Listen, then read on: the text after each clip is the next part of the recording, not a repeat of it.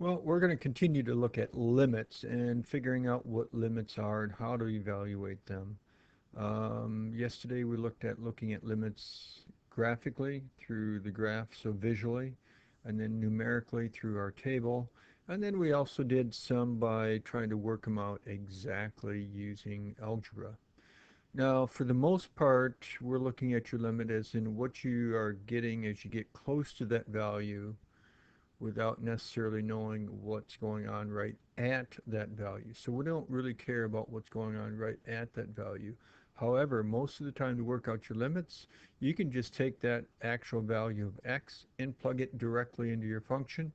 If you end up getting a number that's your answer, you move on to the next problem.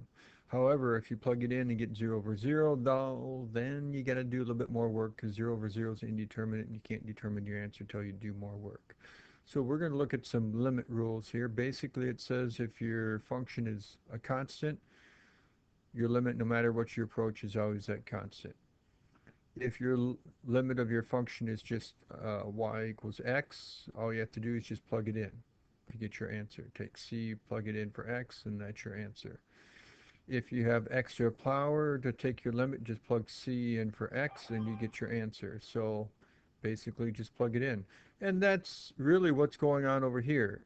Basically, it boils down to, with all these rules, to be able to work out any of these, just take your value of what x is approaching and plug it in for x and you'll get your answer. If you end up getting 0 over 0, well, then it requires more work. So in this particular problem here, you're looking at your limit as x approaches 3. Plug it in for each one of your x's, and then all you have to do is a little bit of arithmetic, 9 plus 6 plus 4, and so you get 19. The top right one up here, take your x is approaching 3, so plug in 3 for each one of these 3 x's. Well, then you work out the top, you get 6 plus 5, which is 11. You get 9, 6, and 4, which is 19. And then you get your answer. So if you try plugging in 1 here, you get 1 on top, you get 1 minus 1 on the bottom, or 0. 1 over 0 is undefined. So we got more work to do. So if you get a number over 0, then you want to check your one-sided limits. So we'll look at our limit as we approach from the right-hand side. That's why there's little pluses and exponent. And we'll take a look at our limit as we approach from the left-hand side. That's why there's a little negative as an exponent. So if you try a number slightly larger than 1 and plug it in, well, there's no x's the top on top, so it's still going to be 1. Slightly larger than 1 here, plus 1 would be slightly larger than 2, but essentially 2. Slightly larger than 1, because we're just to the right of 1, minus 1 would be a slightly positive number, but really close to 0. So it would be a small but positive number. Well, a positive divided by two positives we know is positive. A number divided by something really small close to 0 is infinity. So this one, when you try a number just to the right of 1, your limit would then diverge towards positive infinity, meaning just to the right of 1, looking at your graph goes up to the right forever really fast. So on this one here on the right, you're trying a number just to the left of 1, so something slightly smaller than 1, but close to 1. Well, there's no x's here. The top is still just 1. Slightly smaller than 1 plus 1 is still essentially 2. Slightly smaller than 1 minus 1, so it'd be slightly smaller than 1 minus something that's bigger would be a negative, but still small and close to 0. So a positive times a negative on the bottom is negative. A positive over a negative we know is negative. So we know our answer is negative, and a number over something small close to 0 is infinity. So in this case, it would be negative infinity. So as you look at your limit just to the left of negative 1, you're going down towards negative infinity. So if you try a number just to the left of negative 1, looking at it graphically, your graph would go down towards negative infinity. So just to the right of one, you're going up forever. Just to the left of one, you're going down forever. You're not approaching the exact same number. So we would say, therefore, your limit does not exist because your left and your right-handed limits are different. So here we could try plugging in 2. We get 4 on top. We get 6 minus 6 in the bottom, which is 0 over 0. If it's 0 over 0, you have more work to do. So that's an indeterminate form. So you can't determine your answer till you do more work. So we go ahead and factor the top, factor the bottom. Oh, x minus 2 is a common factor, so we can go ahead and simplify that down. Then we look at what's left. Now we can try plugging in 2 for x and 2 for x. We get 4 over 5. And so we get our answer of 4 over 5, and that's it. So once again, plug it in, get your answer. If you get 0 over 0, you got more work to do. It's really what it boils down to. So you take 4, plug it in. Oh, there you go. Oh, wow. Works out to just be a nice normal 5. Same idea here. Take your 4, plug it in each one of your values of x. Well, you could either do the square root and then cube your answer, or you could cube it and then take the square root. Well, if you cube it, you get 64. The square root of 64 is 8. Or if you would have taken your square root, you would have had a 2 and then had to cube that. You'd still get 8. So you get 3 times 8, which you know is 24. Over here, the square root of 4, you know is 2. So you get 40. So you get square or cube root of 64, which you know is 4. So what these are basically saying is if you have trig limits and you're looking for your limit as x approaches c, just go ahead and plug it in. The only exception would be if you're at where there's a vertical asymptote on your graph. So if you plug it in and you get undefined, well, then you're going to have to look at your one-sided limits and maybe look at your graph to help you out. So once again, we're going to take negative 3 and plug it in. Well, if we plug in negative 3, we get 9 minus 3 minus 6, which is 0 over 0. 0 over 0 is indeterminate, so we factor the top and the bottom. See if we can simplify, which we can. We get x plus 3, top and bottom. These drop out. And so you're left with just an x minus 2. Plug in your negative 3. Negative 3 minus 2 is negative 5. So here we got a trig. So just take pi and plug it in. Cosine of pi, you're supposed to have memorized.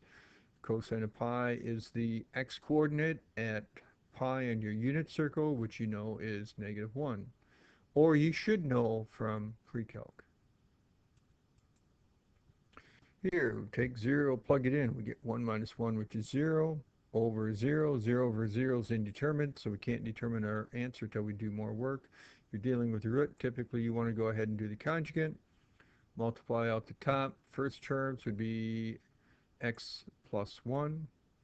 Outer terms and inner terms are going to cancel. Last terms, negative 1 times positive 1 is negative 1. Then the bottom is just x times all that. On top, we just get a normal x. So we have x times the whole top, x times the whole bottom. So they're going to cross out. And now we can try plugging in 0.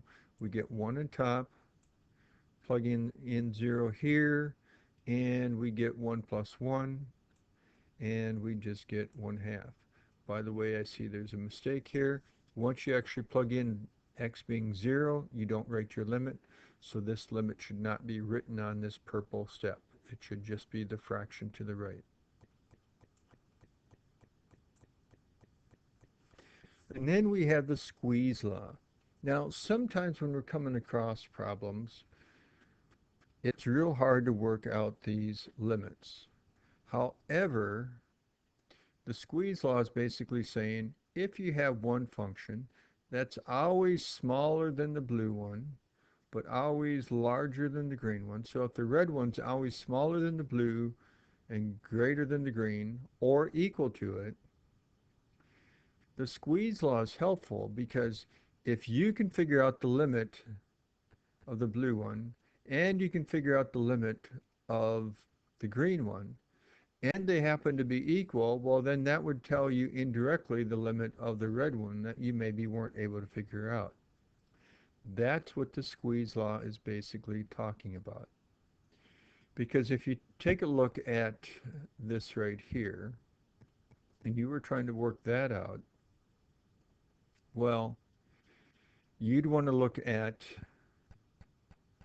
that being your center function. And you know the sign of anything is always between 1 and -1, and then you could build it up to look at these. So you'd have uh, what we're looking at right here, graphed in black. You'd have in blue your positive slope line. You'd have in red your negative slope line. And you can see that no matter how you look at your graph, the black is always between the blue and the red. And so the squeeze law would allow us to be able to work out this limit that we're looking for exactly because you could figure out the limit of the blue and the red. And we're going to do the squeeze law in class, in person, as one of the board problems, so it will hopefully help you with that. So here is your basic trig limit. It's one of those things that you should have memorized. Here is a secondary trig limit. Now, if you plug this in, you would get the sine of 0, which is 0, over 0, which is an indeterminate form. Also, if you plug in 0 over here, you would get 0 over 0. Both of these are indeterminate forms, but the limit we can actually figure out. The limit of your basic trig 1 is 1. Your secondary 1, which is not used as often, is 0. These are two laws that you should have memorized, and we can go through and work these out and prove them if you want in class. So we're going to use maybe one or two of these to evaluate these limits down here. So we're going to start off looking at this one here. We're going to try to take the limit of this. So what I'm going to do is think about, well, tangent. Tangent, you should remember, is sine over cosine. So I'm going to go ahead and hopefully use one of these two up here to help me out by taking tangent and changing it into sine over cosine. So my tangent right here ended up being this over this. Now, why did I do that? Well, that's because this part right here ends up being my basic trig limit from the upper left. So I can basically say I can take the limit of the first one times the limit of the second one. The basic trig limit from up there on the left tells you that this is 1. Take 0 and plug it in. Cosine of 0, I get 1 on top. Cosine of 0, you should remember, is 1. So I get 1 over 1. So I just end up with 1 times 1, and I get my answer. Now, a lot of times when you're looking at your limits with a trig on one part and a normal algebraic function on the other part like we have here, you want to try to get what is ever after your trig function to be the same as what you have down here.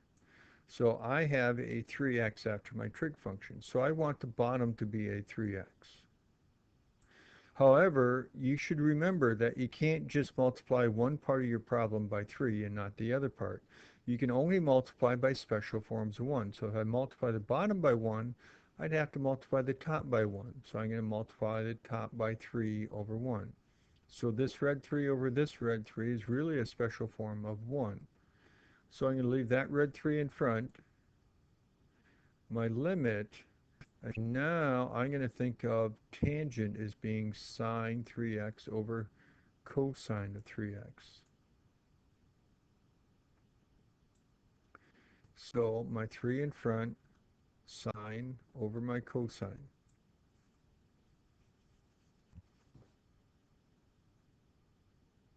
Now, keep in mind your basic trig limit that we have up here. I'll do this on the next page. It basically says that However, you could think of it this way. Your limit of whatever is after your sign goes to 0, so that the sign of whatever that is, as long as these two boxes right here are the same as whatever's after your sign and whatever's on the other part, if they're both the same, no matter what it goes to 1. So back here on this problem, as long as what's on after your sign matches what's on the other part of your fraction, then that limit goes to 1. So we take our 3, we'll bring it down. Since what's after your sign matches what's on the other part, that goes to 1. So take your 3, bring it down, that goes to 1, and then you can take your 0 and plug it in here and look at that limit. And so if you plug in 0 times 3 is 0, cosine of 0 is 1, so we end up getting 3. Now, some of you might be tempted to say, well, can't we just take this 3 after our tangent up here and pull it out in front and get the same answer? Well, yes, you can, but that's not mathematically correct.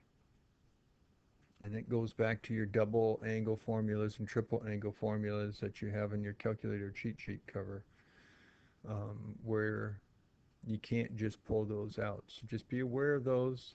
We'll be working on problems like this during class 2.